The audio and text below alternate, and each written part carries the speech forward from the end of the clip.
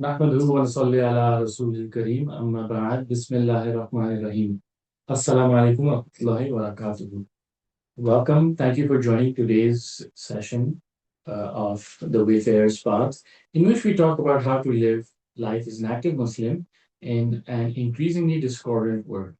Today's topic is unconventional strategies to find your next job the Muslim way, right? So, unconventional strategies to find your next job the Muslim way, in which we talk about various, um, let's say, not your typical, even though there will be lots of echoes, familiar echoes with the advice that we get on finding jobs. But in this case, trying to give as strong an Islamic tilt as possible, right? Not because Islam cannot, Islam does not give the complete answers to all our problems, but because of this fakir's shortcomings, whereby he has not been immersed sufficiently in Islam, in ilm, to be able to make direct connections.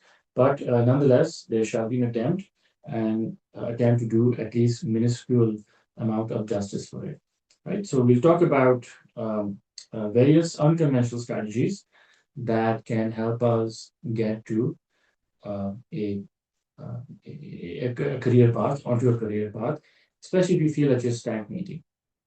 So again, at this fakir, as taught by his sheikh, I always try to emphasize that look, our purpose is not to become the next CEO. Our purpose in life is not to become something big, as they say, someone wealthy, someone powerful.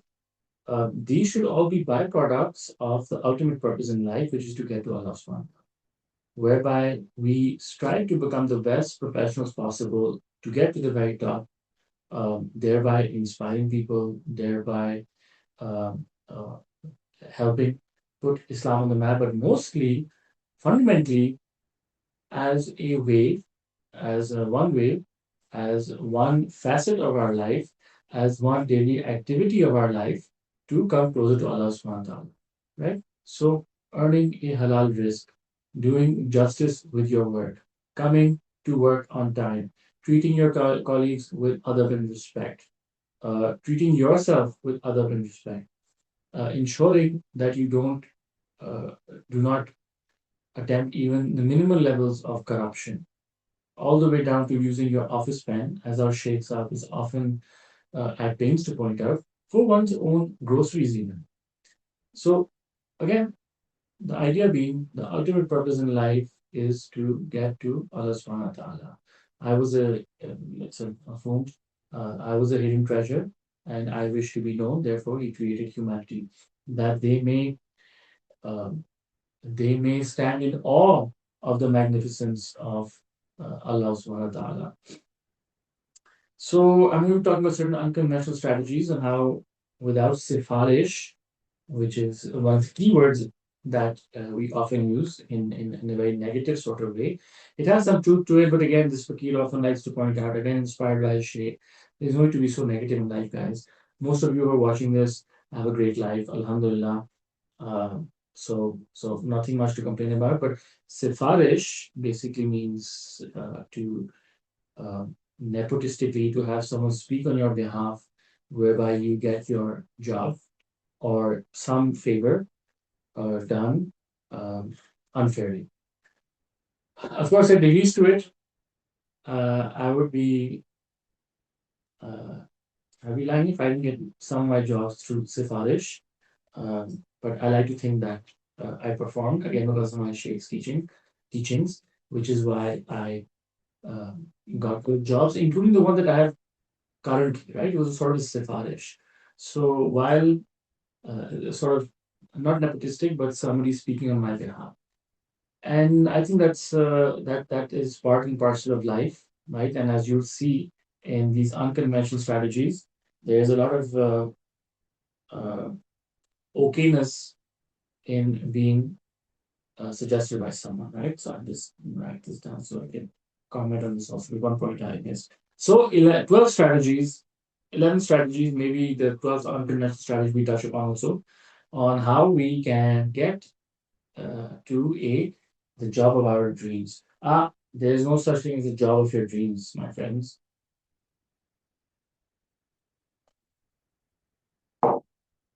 Again, follow this whole idea that look, our purpose in life is not to have a dream job. It's not to attain justice. It's not to. These are all good things. Okay, to have a good, satisfying job that is a name of Allah Subhanahu wa Taala, right? To prevent corruption being spread across the earth. That's a good thing. But again, these are all byproducts of the ultimate purpose in life, which is to get to Allah Subhanahu wa Taala, right? These are means and tests through which we try to attain unto Allah Subhanahu wa Taala. So please, whatever we say, whatever we think, don't ever let this out of your mind and out of your heart, right? So, how to get your dream job, strive for a good job, all of that. But at the end of the day, understand what your true purpose is. And what you'll see is, if you don't do that, you may attain onto the best job, the best colleagues, the best neighbors, best everything, and still you'll feel a hollowness inside of you. And that hollowness is simply a the non-filling out, the emptiness that ought to be filled limitlessly through cognizance of Allah subhanahu wa ta'ala. Right? That's the purpose of the Sufis, the purpose of every Muslim actually to attain unto Allah subhanahu wa ta'ala. In the case of the Sufis, they do it through Allah zikr, remembrance of Allah subhanahu wa ta'ala. Right? That's how they do it. The Tablighi Jamaat, they do it through they're doing tabligh of the ummah. The ulama do it through spreading knowledge across um, the knowledge across uh, the ummah. The office worker does it by doing an honest work. The business person does it by doing good business practices, right? But again, all of this ultimate purpose is to do one's tazkiyah, to do one's internal cleansing through these imtihanat that Allah sends our way, while keeping in mind our focal point, our ultimate purpose, which is to get to Allah subhanahu wa ta'ala. So no dream job out there, but you can get close. So what are these 12 unconventional strategies that I've jotted down? So unconventional strategy number one, if I have to choose one, this is probably it. There are no silver bullets except for this one. In your entire life, across professions, in personal, there are no silver bullets except this one silver bullet in life. One sole silver bullet in life. One. I promise you, if you get this sorted, you are set. This unconventional strategy number one. And what is it? Find a true shaykh. Look, in our secular life, we keep talking about, oh, find a mentor, oh, find someone who's senior to you, oh, find someone who can guide you, someone who can mentor you. Yet this is an Allah wala. This is someone who has a speed connection, speed dial to Allah subhanahu wa ta'ala. A shaykh, you need to understand this. A sheikh, at a minimum, it's a job description, or how do you want to call it? Okay, yeah, let's just call it a job, not a job description. It's a characteristic. It's a minimum requirement, if you will, that he be a friend of Allah Subhanahu wa Taala. Yeah, you tell me. We yearn to know the friends, the hangers on, the chamchas of all the politicians and the prime ministers and so on and so forth. Yet this is a person who has a direct speed connection to Allah subhanahu wa ta'ala. He is a friend of Allah subhanahu wa ta'ala. This person is Allah's wali, right? A friend, a waliullah. Um, uh, so much so, this is a person whom Allah is willing to go to war, right? Who is a ghazabnak sher. A ghazabnak sher, if someone disturbs this person, somebody troubles this person, right? That is the connection this person has to Allah subhanahu wa ta'ala. Allah subhanahu wa ta'ala loves this person, that he's willing to be, that he says that I am a ghazabnak sher if somebody teases my wali. Therefore, a shaykh whose minimum qualification is Allah to be, he is Allah's wali, he is Allah's friend. What more qualification could you want to have? Would you want to have in a mentor? Who does it? We again hanker, yearn after dubious mentors, or even good mentors. Again, so nothing. Sorry, this Fakir honestly tries not to mock. The purpose is not to mock. Absolutely, one should read the autobiographies of accomplished people. One should try to learn from those who have achieved in life. Uh, but what about those who have true knowledge, who have real knowledge, who have true experiential knowledge, who have a heart-to-heart connection with Allah subhanahu wa ta'ala? Those who have beams going to and fro to Allah subhanahu wa ta'ala, right? Who are connected to Allah subhanahu wa ta'ala. Do you really think that this person is not someone that you ought to have your time invested in? That this person will not give you the good advice that you want to have for free? Honestly, I have left everything at the doorstep of my sheikh. Everything. When I don't ask for his opinion, when I don't ask for his help, I suffer. And when I ask for his help, me being the worldly person that I am, everything I have achieved in my life, which these unconventional strategies I'll talk to you about, everything, each and every single one of these, and infinite more, everything good, everything that I have achieved is because of my sheikh and his advice. Um, are these not the people who become the eyes through which Allah sees, the through which Allah speaks, the tongue through which Allah speaks, the mafhum?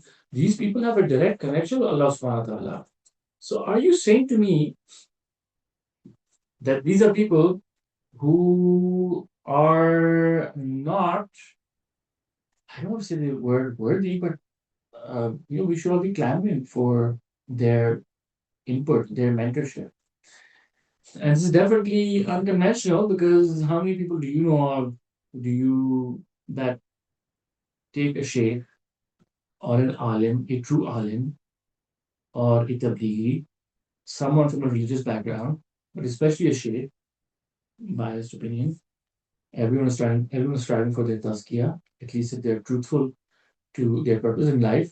All of these are people who are trying to do tazkiyah. So these are people that if we're wise, that it would do us well to reach out to. So again, me being the worldly person that I am, I can assure you, Salik, Salika and Salikin, ladies and gentlemen, that get into such a shape, okay, not a charlatan. And if you found a charlatan and you're turned off and you think that, oh, they're all charlatans out there, I don't need to refer to any sheikh, then, stop taking medicines, stop buying cars, stop buying houses. There's so much fraud that's out there. Stop doing business, stop buying food. There's so much bad food out there, bad food standards. Stop eating out in restaurants. Stop eating out anyways. But stop doing all the stuff. You and I are willing to give the benefit of constant doubt to all these charlatanic uh, aspects of life, education. So many, so many fake publications out there, my friends. And I know how much, and we all know how much research suffers from this. But if that turns you off, then fine, just don't operate in life. But if you have your head half screwed onto your shoulders, it would do you well to find a truthful, rightfully guided sheikh who to act as your mentor. Money back guarantee. I assure you, you find a true sheikh, you will owe me for the rest of your life. Okay? Which you can pay back by doing one Duru Sharif for me and consider me indebted to you then. Okay? Indebted to you forever. One Duru Sharif as payback, that is sufficient payback for me. It's not sufficient, please do more, but yeah. So unconventional strategy number one, find a sheikh, a mentor, for those of you who don't understand what I'm getting at. Then unconventional strategy number Two, what is unconventional strategy number two? Okay, this one's pretty straightforward, so I won't dwell on it too long. But um, have a goal definition. Define a goal. Sorry, define a goal. Somewhere you want to get to, some place, and work towards it. Right. So it shouldn't be too impossible that you can't achieve it, and it's just so overwhelming that all it causes is stress and anxiety. Something so overwhelming and not so basic also that you achieve it and you're like, now what? So yes, somewhere midway in between, right? And then obviously break it down into certain achievable milestones that you get covered, right? And you kind of have to grow towards it, right? Maybe your goal changes, but you need to have some target, something to strive towards. I think that always helps. Process is always better than goal, and many of these unconventional strategies that we talk about have more to do with process versus goal, but you need both, right? See, what's our goal? Our goal is to get to Allah subhanahu wa ta'ala, right? But the Sufi focuses militaristically on the process, right? The the tyranny of the process, right? It's just the mundane process, the daily muraqabah, rinse, repeat, daily muraqabah, good habits, prayers, rinse, repeat, new things coming your way, but it's just rinse and repeat, right? And consistency is key. So it's a process that's key. Process is pretty much everything because that gets us to the ultimate goal, which is Allah subhanahu wa ta'ala, right? So do define a goal. Very helpful. Then unconventional strategy number three. What is unconventional strategy number three? Dekho, look, you're in the present, you're in the now, and you have to make the best of you basically have to do a good job. Actually, unconventional strategy number three and four are kind of related. So do a good job in your current job and accept your current bad situation, if you will. Okay. So the reason you want to do uh, good in your current job, look, every job you will be nagging and complaining and finding reasons to nag and complain about. Okay. I have an amazing job right now. I'm nagging and complaining a lot. Um, I have everything I could want in this job, Alhamdulillah. But I can easily find, and I do often find things to nag and complain. Okay. So this is more unconventional strategy number four, accept your current bad situation. So, but you have to do it well. You have to do it really well. So what's the reason for that? Look, people observe you, people speak about you, your reputation carries forward. So unless you're like in a super toxic, super sociopathic environment, which is possible, but unless you're really in that, and probabilistically, it's a smaller chance than would be otherwise.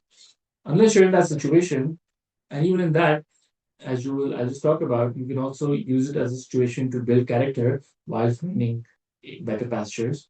Please don't need to torture yourself to prove a point. Uh, but accept your do a good job wherever it is that you are. Because word travels, people speak well about you. These are people who become your sifarishis, your nepotistic suggesters. If someone can give me a good word for sifarish, I was debating with Bilal Bhai and I tried to find on Google what it means, but there was no direct translation.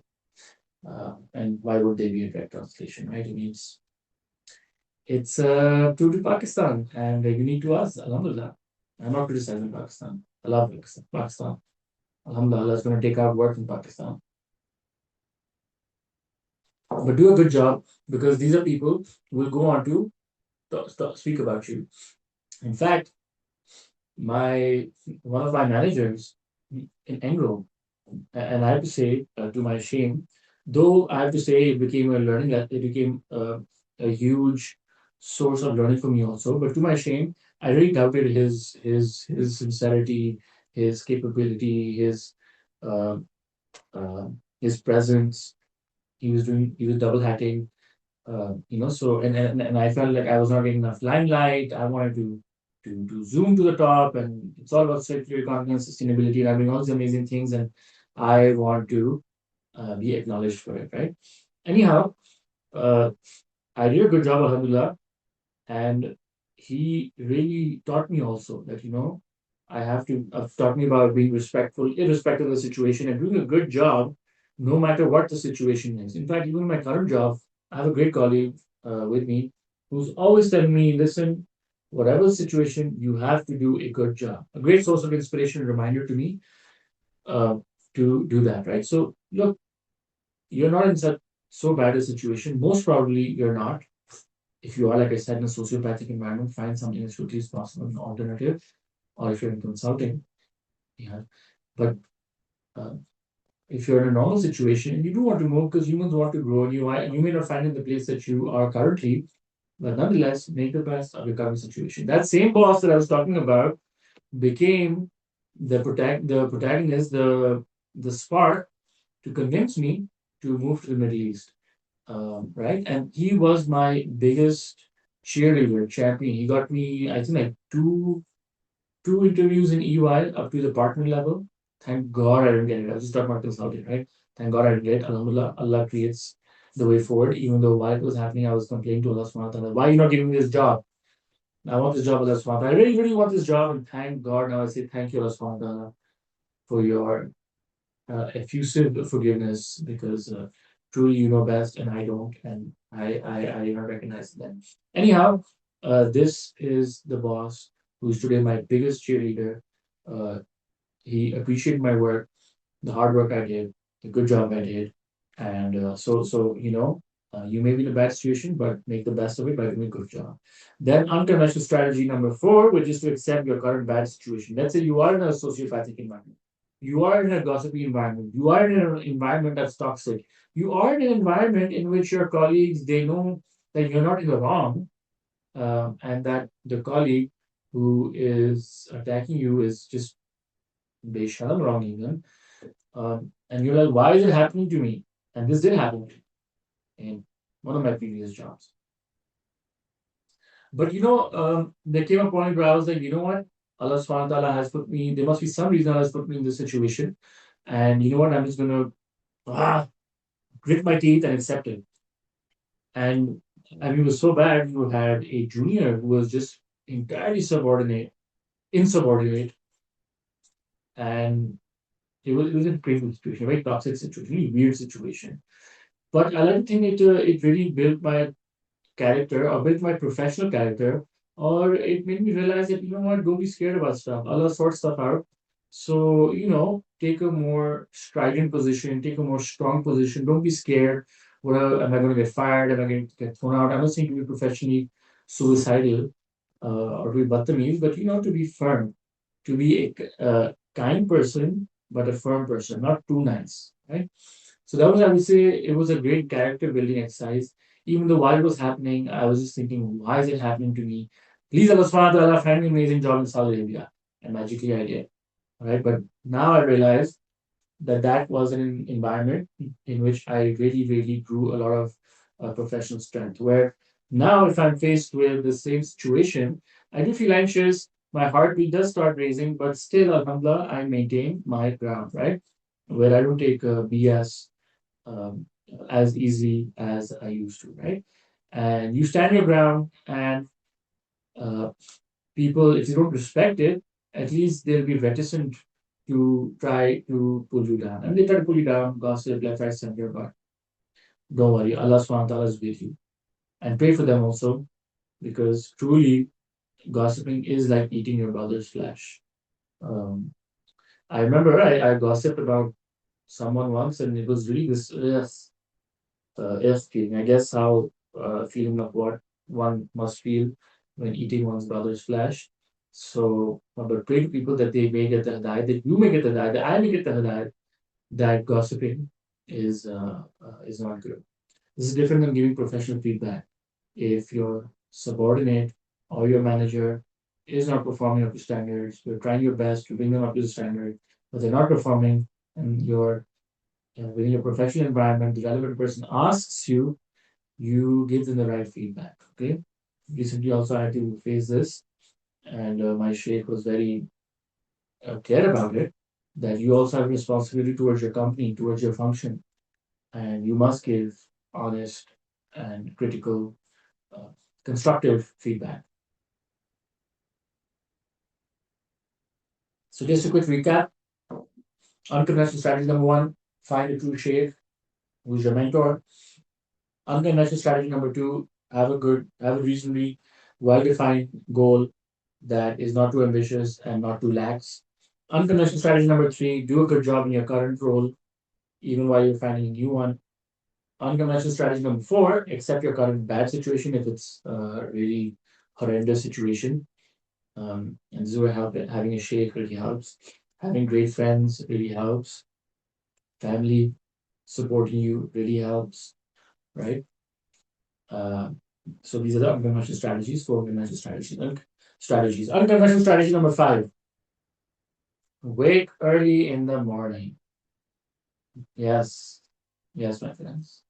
This is something that will give you that space to be able to find that dream job.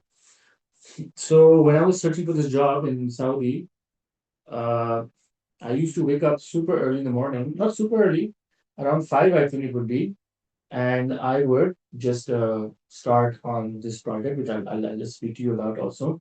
But that really helped me, really helped me get ahead and find the job as I eventually did. I don't have that on me, but it's pretty awesome the work that I did over there. Uh, can't find it right now, sorry. But basically, I think the period of 3 months and 3 months. First was LinkedIn posting, and second was creating this value project in which, uh, yeah, in which I worked on these pieces, professional pieces of art, LinkedIn, and this presentation, and those came about through these early morning sessions. Okay, so waking up early and that's when your mind has utter clarity, right? And when you get that out of the way, you really feel like you've accomplished something, and the rest of your day just goes fantastic. So look, I know it's not easy. I know what I'm getting up these days and how consistently I'm getting up early morning, and I have to do it because there's a lot I want to achieve with this channel, right? uh, because I'm not waking up on time, I'm only working on weekends on this. And that too, sometimes it's often it spills over into family time also, right? Imagine if and I know if I get up early, spend 1 hour max, 1.5 hour, 1 hour, 1.5 hour max, I can achieve wonders. So please pray, do dua that I get up super early so that I may um, improve this channel and get up to Allah subhanahu wa ta'ala, right? So getting up early, unconventional strategy number five. And again, uh, connecting into the sunnah, right? There is barakat waking up early in the morning. Unlike our incredible Karachi markets, where at my sales job at Anglo Polymer, I would start getting calls from the market at 11 a.m. What on earth work are you going to do if you start your work at 11? When you start putting in your orders for raw materials, the most important raw material that you have, in this case, it was PVC, because most of the product was going, anyways, wherever the product was going, it's your most important raw material. And you're getting up at 11 o'clock, you're calling me at 11 o'clock to inquire about availability, right? So, what do you get done the rest of the day? You get at the office at, let's say, 10:30. You get up from your snooze and drowsily start waking up from your slumber. At 11 o'clock, you put in a call, you're awake. At 1 o'clock, it's namaz time. 1:15, you namaz, finish for 1:45, have a big lunch. I go to sleep after lunch, man. No matter how light is, uh, I'm zonked out for the next at least couple of hours, right? So maybe take Kailula. I don't know, I hope to do from a Sunnah perspective. And you take Kailula or you don't, but you're like I said, you're like completely zonked out till 3, and then 3 to 5, I guess, you'll work, then do your asr, and then Like, how can you work beyond that? Like, I can't even work beyond 1 o'clock.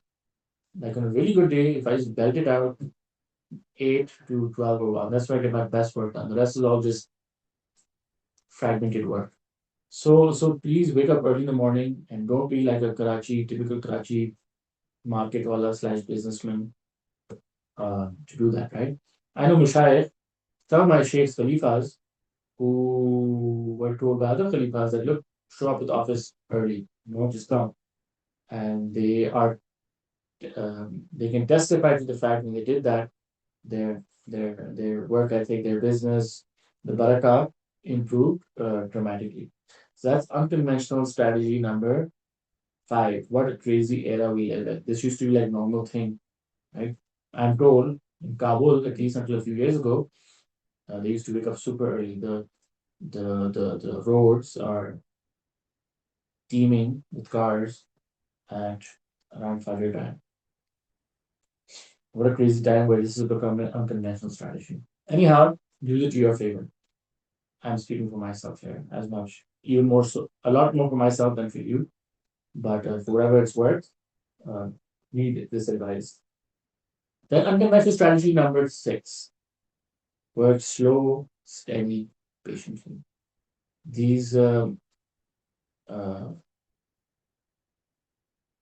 these this job in Saudi came about to two slow, steady, patient periods of I think like 2 to 3 months each. The first one was the LinkedIn posting I was talking about, and uh, I really worked hard on it, and it started getting results. But I would spend like an hour every morning, and started with AI slot for my LinkedIn posts, in which only super well wishers average 18 likes. So around 18 well wishers maximum I would get on that. But when I really started improving on it, slow, steady, looking at what the influencer was saying, I'd be glad to share with you if you want to know who they are. But it's really starting results. I got a viral post, I don't know, 500, 600 likes or something on LinkedIn. Uh, it was great. Nothing like there's no dopamine. There's very few dopamine rushes better, like a few, than uh, that red notification. And then when you have like 300, 400 of those, oh my god. You're like, what have I done wrong? And then you realize, oh no, it's people liking my posts. So anyhow, really paid dividends. Really paid off huge dividends. And I'll tell you again how that happened. And the second, and I had to stop doing that because my colleagues were asking me what I was up to. Was I trying to find a job in Saudi Arabia? Spot on. And it was a true achievement, again, thanks to Shaykh Saad, my Shaykh, on how to sidewind around that without lying. I don't remember what I did, but I was like, huh? No, no, nothing. I'm just burnishing my sustainability skills, which was the truth.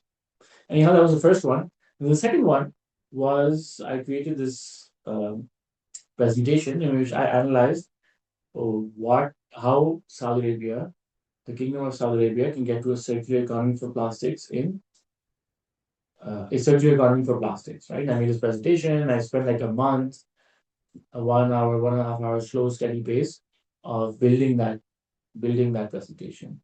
And I sent it out to like 220 to 224 people. Got an amazing response rate. Anyways, I'll talk about that later. But uh, yeah, that 1 month of slow, steady, waking up early in the morning at Fajr with super barakah, coming up with that presentation, sending it out, and slow, steady, methodically paid off. Here I am sitting in my Riyadh apartment, getting, Alhamdulillah, a salary I never even dreamt of, and just making it at just in the whisker of time, appropriate whisker of time. My salary, my annual salary was not sufficient for me to live a very upper middle class lifestyle, right? To the extent where I almost ran out of uh, tuition fees for my kid. And Alhamdulillah, this job came and the rest is history, right? I'll come to this point also about serendipity or AKA trust Allah to do the rest. So I was saying that, Alhamdulillah, uh, that 1 month, 1 to 2 to 3 months of LinkedIn posting and 1 to 2 months of coming up with this value project, this presentation, paid off enormous dividends. So it was slow, steady, waking up early in the morning. And then unconventional strategy number seven, approach in a structured manner, right? And strive towards perfection. So I don't have that Excel with me right now. Sorry, but I approached in a structured manner in which I was measuring how much time I was spending on it. Also, it was also like muraqba on that, and how much time I was spending on muraqba, and how much time I was spending on sleeping. That's very critical, and on this value project, right? So uh, I was approaching a structured manner and then striving towards a perfection, right? So I'm not saying that you need to achieve perfection, but you need to strive towards it, right? That presentation, I just built slowly, slowly, slowly. Those LinkedIn posts, I started from AI generated slop and slowly started work towards perfection where I started getting viral posts, right? So, uh, and I would approach in a structured fashion, right? Okay, this is not working. Let's find something else. All right, this guy seems quite good. He seems to have figured out how to create effective posts. How can you, in a structured fashion, uh, improve on that?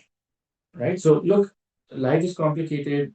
You're groping towards some end. Allah subhanahu wa ta'ala decides where you get, but you try to create as much order in that chaos as possible. It doesn't have to be perfect, doesn't have to be rigid and regimented, it doesn't have to be full systems based approach, otherwise you'll exhaust yourself, in which it's more about the system than uh, achievement, achieving certain goals.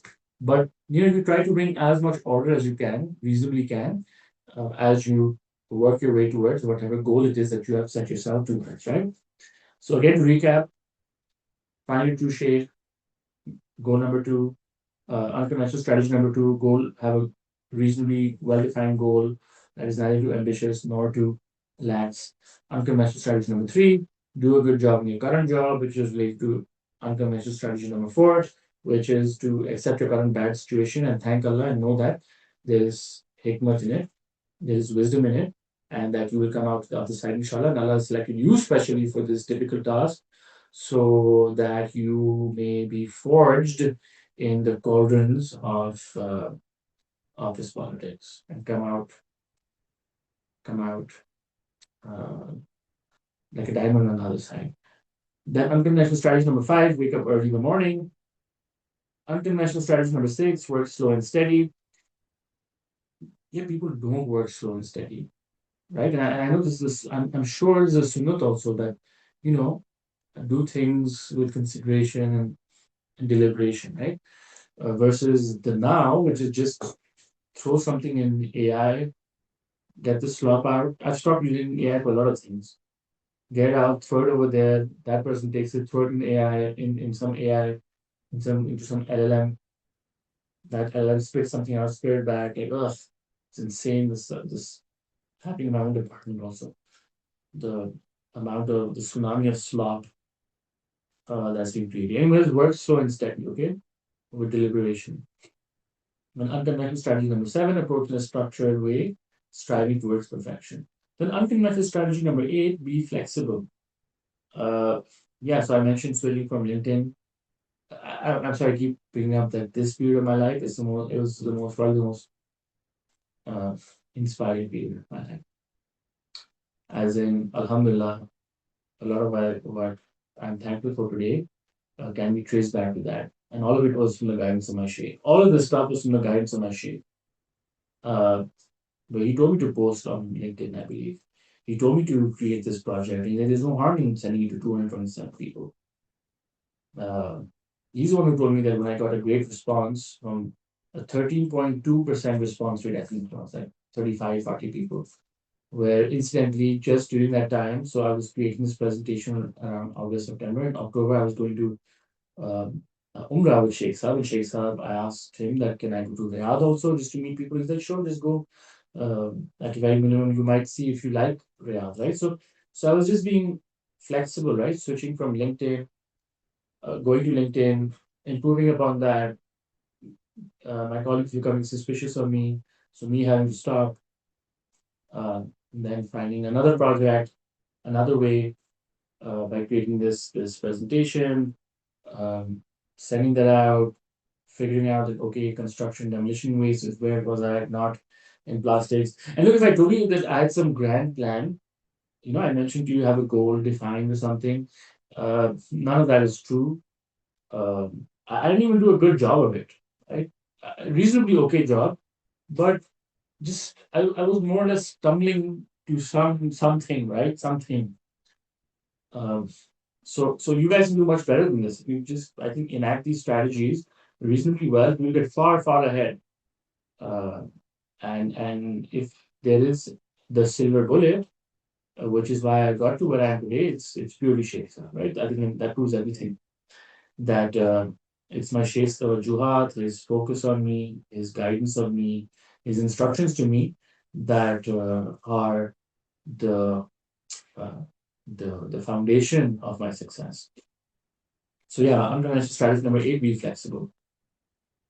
Unconventional strategy number 9, don't ask, but give, give, give. So look, every time someone asks me for a job, I get really icky. Like, no, I don't have a job. And even if I did, why would I give it to you? Right? Because I want to give a job to someone who I can rely upon, who is an asset to me, right? I have enough on my plate, let alone having to manage uh, a person who won't perform. So you really, really, really, really, really need to make sure that uh, you that you give, right? So again, this whole job search, I never asked for a job. I just told them, hey, can you give me some feedback on this presentation I made? And I think it resonated much better because eventually one of the person who I gave this presentation to, who I presented to, and I did a lot of work for later on also, got me this job that I have today, right? So I would say be more of a giver, uh, and inshallah, it'll something will show up. Then yeah, unconventional strategy number 10, become valuable. Oh yeah, and just on unconventional strategy number 9, don't ask, just give, give, give. I mean, that's the policy of Sufi, right? The Sufi doesn't complain. They don't say, why am I not getting stuff? Why is my super shakeness not getting more than I have already?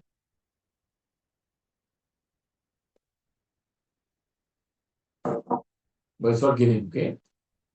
Giving towards your family, helping them, um, giving towards your neighbors, giving towards your ummah, your society, your colleagues, right? So the Sufi, he or she gives. The Sufiya, Sufi, they are consistently giving. Okay. And in this case, I was just like giving value, as much value to people. So unconventional strategy number 10, become valuable. Yeah, so I guess I did all this work. I was very valuable. I knew what was happening in Saudi. The guy who eventually hired, the gentleman who hired me eventually, he saw that I had value, right? And he knew what Anglo also was like. Uh, so I must be solid professionally. Um, and then and become valuable, right? And finally, unconventional strategy number 11, trust Allah subhanahu wa ta'ala to do the rest. Now, of course, I mean that with caveat, like everything I did, everything I achieved was all because of Allah subhanahu wa ta'ala. I'm the luckiest person in the universe that Allah, for no reason, got me to a shaykh. There's nothing more that I need from Allah subhanahu wa ta'ala. I don't think I need everything and more, please. But uh, uh, everything that I am today is because of Allah subhanahu wa ta'ala, right? So just trust Allah subhanahu wa ta'ala that He will do everything, okay? Or rather He will trust Allah subhanahu wa ta'ala to do the rest. And I mean this in the sense that look, do all these things and Allah subhanahu wa ta'ala will create the serendipitous uh, uh, things to make things happen. Now I mentioned to you about the LinkedIn. looked at LinkedIn. I got the viral post also, but one of the posts I did was on recycling oil. And check this out. The person, my colleague, she's a family friend also, and she was in in Jeddah visiting her husband who had joined a big Saudi petrochemical company. Um, I sent this post out. I got a call from her that his boss, the CEO or something of the company, was asking who made this post. It seems to be someone that you know, right? Obviously, because we were in mutual connection. And that guy was like, "Can you connect me to the people who did this recycling oil initiative?" I was like, "Yeah, no problem." So I reached out to those guys who are one of Saudi Arabia's, it's a public investment fund invested recycling company. Uh, Huge concern. And because I was like representing that public investment fund company, that petrochemical company, I got all the way to a director and I asked him, hey, like I had to connect you to this company. And he was like, of course, Habibi, please reach out to this person. Um, so nothing came of that, but I'll come to this also. So this was like the first thing, right? I was like, okay, wow, this thing works. Then I told you about these 224 people I sent this out to, this presentation. One of the person who actually gave me this job, so he asked me when I was giving this presentation, he said, let's have a conversation. Um, um, Great guy. I'm forever grateful to him. Very nice guy, mashallah. May Allah bless him, give him jazaak khair. And most of all, to my shaykh. So this person told me that, okay, let's get on a call. You can show me what you mean by this presentation. Uh, what have you researched? And during that call, he's like, so are you looking for a job in Saudi? I was like, yeah. And he's like, where have you interviewed? And I was like, I've interviewed at this and this place, and I've interviewed at EY. Uh, he's like, EY, who did you interview with? And it was that partner level person who had been introduced to me by my former boss, right? So you see how all these things, these unconventional strategies are coming, are crystallizing, right? I did a good job. My boss liked me. He got me that interview. Nothing came of it, but that interview became a reference point for the gentleman who hired me eventually, uh, and that was a proxy for my value and grow and that interview. That okay, this guy must be solid. Again, nothing came of that. But then he asked me for further. Then he asked me for an introduction. He said, "You know, anyone in this Saudi recycling company that I was talking about?" I was like, "Are you kidding me?" And I connected him with that company. And because I done all that work, I realized that construction demolition waste was where it was at. So when I was going from Medina to Riyadh, I told you, right? Shaykh Saad told me you can go to Riyadh. I read these books on construction demolition waste because a few days later, he asked me to prepare a presentation on that topic for that meeting with SRRC, with that uh, Saudi recycling company. That's not right. So uh, I was just giving to him at this point. I wouldn't say I was getting frustrated, but definitely frustrated. I was like, where am I going with this? Like I don't know where I'm going with this. I'm not getting any results. Like, what do I do? I was like lost. Will I get anywhere? And eventually, a job showed up, and this gentleman asked me if I knew anyone, and I was like, but anyways, he first said no to me, right? And the reason, ironically, was because he was like, "You're from Engro, you might not like it over here because it's not as fancy as Engro." That's not true. Please, I prefer a good paycheck. I want, my family to be happy and prosperous. Anyhow, uh, I said, okay, no problem. Give me your JD, your job description. I'll reach out to my network and ask them if they know anyone. Right? Give, give, give. Anyhow, eventually he was like, all right, why don't you apply? Excuse me. Why don't you apply for it? And no interview, nothing. There was a long period of 4 or 5 months where, because of Saudiization and various internal politics, I don't mean in a negative way, were happening, which is why I was still not sure that I was going to get it or not. But Alhamdulillah, that kept me going also because of the toxic environment at my work. This hope. Allah kept this hope alive in me that I'll get to something better. While so Allah kept that hope alive in me while I was enduring that toxic environment, toxic situation, toxic environment at work, in which Allah was building my emotional muscles. So again, see all these points, right? So I had a true shaykh who guided me throughout as a mentor. I had a goal to get to Saudi for a good job. I was very good at whichever job I was at. Alhamdulillah, I did a good job. I tried to do as much justice as possible to it. Um, I accepted this bad situation also that I was in at that time. Allah kept me going, accepting that, it's just from Allah subhanahu wa ta'ala, then fine. Easier said than done. This is more mental than emotional or from the heart. But still, uh, maybe uh, that's how it had to be, right? Uh, then I came up with a goal that I'm going to get to Saudi. I wake up early in the morning. I worked slowly and steadily. I approached in a structured manner. I was flexible to change between strategies and what needed to be done.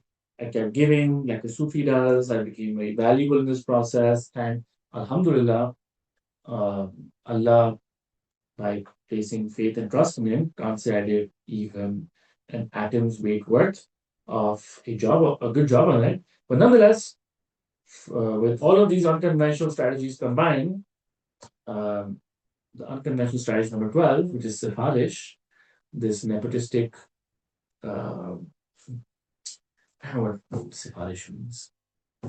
Like someone, someone referring you, right? This person Sifarished me into my current job. So it does end happily ever after. Alhamdulillah, I'm very grateful to be here. May Allah give us all the blessing to have a fulfilling life. Alhamdulillah, great life. He puts us through trials and tribulations, none of which, inshallah, are such that we cannot uh, face, we cannot bear. Still, ask Allah subhanahu wa ta'ala for forgiveness. Ask Allah subhanahu wa ta'ala for His help, for He and He alone can get you to wherever it is, to where it is that we need to get, and which is to get to Allah subhanahu wa ta'ala, right? So, yeah, any questions?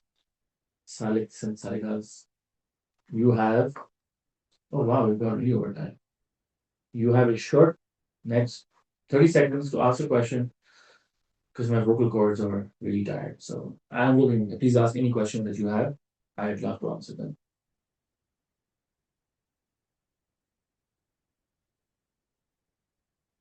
Okay, so I got a question. You were just earlier was saying that you gotta give and give, right? Can you hear me? Yeah, I can hear you, Sam. Yeah. So like, if you have this, if you adopt this mentality or nature that you suppose that if I decide that from tomorrow I'm gonna be a giver, in my capacity as much as I can give, but what if the other person has this mentality to abuse that side of me, you know so how do you fix that problem?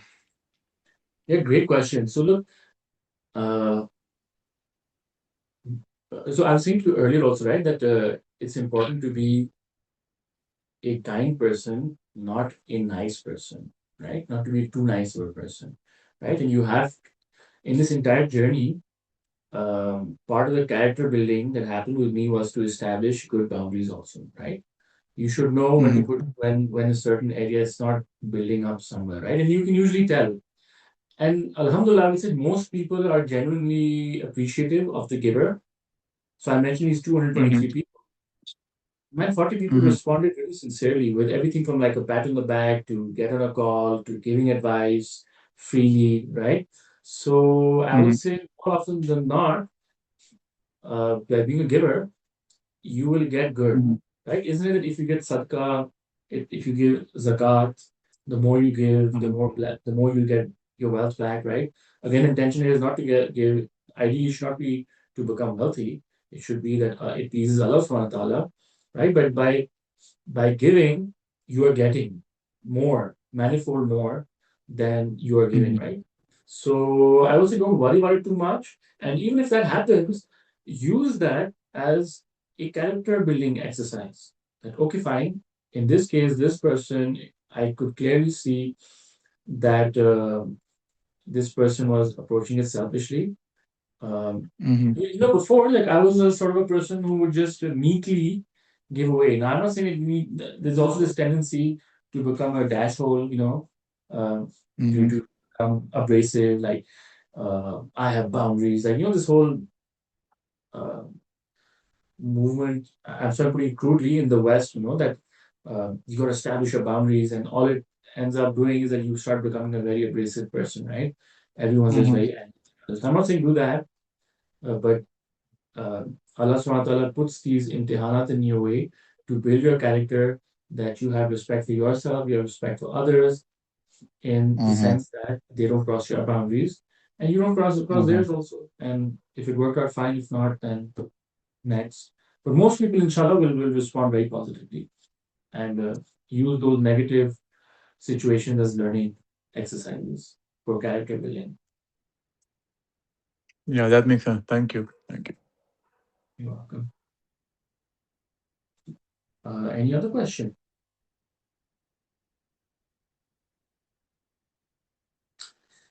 So, on that note, um, thank you everyone for joining. And until next week, oh, there's a question. Did having a foreign passport help? What a Pakistani question. I'm joking, I'm joking, I'm joking, I'm joking. I'm not joking, I'm joking. Did having a foreign passport help? No, no, it didn't. Ironically, it didn't. It did. Okay, okay, it did. It did from having a non-Pakistani white European passport definitely helped in that the process was speeded up, though it cost me a lot more because I had to go to the Netherlands to apply for this job. But it didn't help. I think what helps more is having foreign experience. So they did try to pull this fast one on me that, oh, we're not giving you X amount of salary because you're coming from Pakistan. So you should be thankful. To which I'd be like, man, if I was interviewing in Europe, they would never ask me this ridiculous, they would never just ridiculous argument on me. But again, it was a character building exercise. So I learned from it.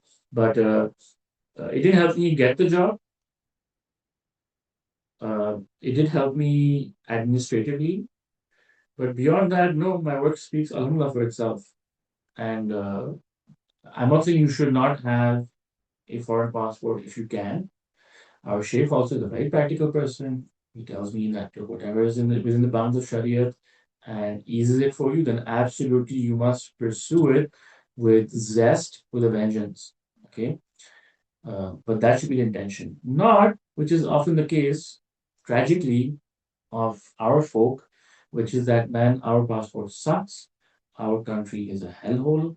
If only we left it and we go abroad, it would be all rosy and hunky dory. And when you go over there, you're just a you're just a second class citizen, bitter and resentful about that, and taking out your bitterness and resentment on your home country in the form of, oh, if only they voted in XYZ, and uh, it doesn't matter if he's Gustav or engaged in shit. No, he looks nice. So my humiliation, born on my own choices, of my own decisions, is going to be assuaged by uh, putting Pakistan. I'm sorry for that rant, but what I'm trying to say is that by all means, if you have a foreign passport, it helps.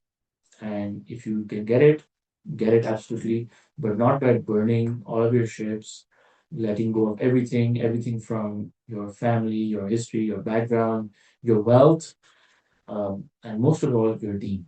Okay? So if it means that you have to lose any of these, I would suggest stay in Pakistan. But if you can get it practically, then by all means do pursue it. Pursue it with a vengeance. And what helps more is to have foreign experience.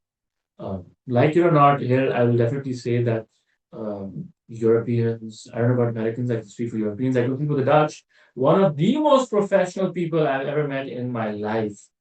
Okay, subhanallah. Uh, And I'm not saying, oh, they're better than Muslims. And no, Muslims, alhamdulillah, we're the best because we have the kalma that is not because of our achievement, but because Allah subhanahu wa ta'ala has bestowed it upon us, and we should be eternally grateful. But definitely, genuinely, one has to. I admire Netherlands a lot in many respects. I went recently, and just small thing. It was me with my two kids in a stroller, and I can bet you I could have gotten from the northernmost tip of the Netherlands to the southernmost tip on this double stroller without breaking a sweat. I could have gone on every platform, every park, every street, everything on the footpath to the south. So well designed, so well thought out. No doubt, supremely professional country, well thought out, supremely professional people. What you learn, what I learned from there, and for various reasons, um, I do not benefit much from it professionally, but from what little I did, is probably the one that paid off the most dividends. So again, I'm sorry to give you a long-winded answer. Did having a foreign passport help? It helped administratively, but uh, professionally, yes and no. But it's more professionally. Okay, so what professional experience and exposure you get from world-class companies, which are often in Europe and US, I suppose increasingly China, but especially Europe because they have a good balance, work-life balance, especially in Western Europe. Then I think it's something that can really uh, put you at the top. And places like Netherlands have cutting-edge concepts, cutting-edge finance, cutting-edge in sustainability and circular economy, which is my area of expertise. So I benefited enormously from that. And I think that's something that places you ahead of the pack when you apply for jobs in the Middle East. I hope that answered your question. Any more questions? No? Then on that note, Jazakallah Ibn for joining. Then it was an utter pleasure.